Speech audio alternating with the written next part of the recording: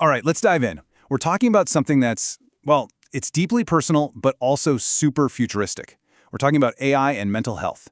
It's a brand new frontier and is happening right now. I mean, just think about that for a second. Could your phone know you're struggling before you even do? It's a pretty wild thought, right? But that's the core idea we're digging into here. The idea that the tech in our pockets could actually be a first line of defense for our own mental well-being. And let's be real, the need for this is huge. Millions of people all over the world are dealing with things like anxiety and depression, and getting help, especially getting it quickly, isn't always easy. So you've got this gap, right? And that's exactly where innovators are looking at AI and thinking, maybe, just maybe, it can help. So, a new digital ally. I really like that framing. We're exploring AI's role in mental wellness, and it's so important to think of it this way. Not as a replacement for people for that human connection, but as a potential ally, a tool that could help with early identification and give us that crucial support right when we need it. Okay, but how? I mean, how on earth does a machine listen? How does it even begin to understand something as complex as human emotion? That's the million-dollar question, and it's exactly what we're about to get into. The secret sauce here is something called natural language processing, or NLP for short. Think of it like this. It's a part of AI that's all about teaching machines to understand our language, the nuances, the meaning, the emotion hiding behind our words. It can look at a text message or a social media post and spot patterns, picking up on keywords or phrases like worthless or can't cope that might signal someone's having a really tough time. And the actual process is pretty cool. So it starts with some kind of data input, right? That could be your text or even your voice. Then the AI kind of cleans it up, gets rid of the noise. Next, it does what's called feature extraction, basically looking for those patterns and keywords. From there, the model makes a prediction, trying to classify the emotion. And the output? Well, that could be anything from a little insight for you, all the way to an alert that gets sent to a therapist or a doctor. And look, this isn't some far-off sci-fi stuff. It's happening right now. You've got apps like Wyza, Woebot, and Replica that literally millions of people are using. They're basically AI chatbots. Some are even like a digital friend. And they use this exact NLP tech to offer support and coping skills right there on your phone. What's really incredible is that this tech is inspiring a whole new generation of creators. I want to show you a specific and really powerful example. It's a project that came from the mind of a 10th grade student. It's called Raksha AI. And Raksha actually means protection, which is perfect because that's exactly what this project is all about. It's a prototype created by a student named Meher Mehul Shah. And it's designed to use NLP to spot and filter out spam and, more importantly, abusive messages. This is such a great example of how these things start.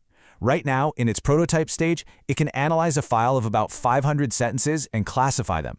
But the vision, the future goal, it's so much bigger. Imagine an app that's built right into your phone, filtering harmful notifications before you even see them. It could alert parents if their kids are getting abusive messages and even integrate directly into messaging apps. That's a game changer. And that brings us right back to mental health, doesn't it? Because a tool like this is all about protecting people from online harassment and bullying. It's about reducing that constant stress and anxiety that comes from toxic online spaces. Ultimately, it's about making the internet a safer place, especially for kids. All right, so let's zoom out for a second. Because this kind of innovation, it's not just about helping one person at a time. It actually ties into these huge global goals for making the world a better, healthier place. It all starts with a number, 3. This number represents one of the UN's Sustainable Development Goals. Specifically, SDG 3, good health and well-being. And you can see the connection, right? AI has the potential to make mental health support way more accessible and, critically, it helps with that crucial early detection of conditions like anxiety and depression. It's a direct contribution. But you know, the impact just keeps going. It ripples out. Think about it. Helping students cope with stress, that supports quality education, SDG 4. Reducing workplace burnout, that's about decent work, SDG 8. This is all about innovation in our healthcare infrastructure and even SDG 16, peace and justice, because using this data can help build stronger social support systems. The ripple effect is just massive. Okay, so we've talked about all this amazing potential, but with great power comes, a pretty big challenge. We absolutely have to talk about the flip side, the privacy predicament, the ethics of it all. This question really cuts to the chase. When an AI is reading our thoughts, our feelings, who's protecting that data? I mean, we're talking about the most sensitive personal information imaginable. So if we're going to hand that over, the safeguards, the protections, they can't just be good. They have to be absolutely rock solid. And the ethical issues they're complex. It's not just about consent or keeping things anonymous. You've got to ask, is there a bias in the AI? Could it misunderstand emotions if you're from a different culture or speak a different language? And maybe the biggest one, are we becoming too reliant on this? We have to be so careful that this technology is seen as a tool to help human experts, not a replacement for them. So what do we do? Well, there are some essential protective measures that are simply non-negotiable. First, data anonymization, stripping out anything that could identify you. Second, strong encryption to keep it safe. And third, really clear user consent, not just a checkbox you click once, but something that's transparent and ongoing. These are the absolute basics.